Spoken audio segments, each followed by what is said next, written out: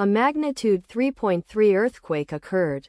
Guatemala. 15 kilometers SW of Atezcatempa, Guatemala, or 35 kilometers W of Santa Ana, El Salvador, on Tuesday, the 29th of July 2025, at 22 hours 52 minutes and 46 seconds local time.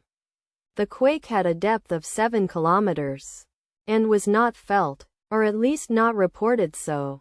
Data source from EMSC. Did you feel it?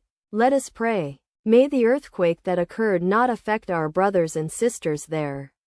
May the earthquake not happen again. And may God protect everyone. Amen.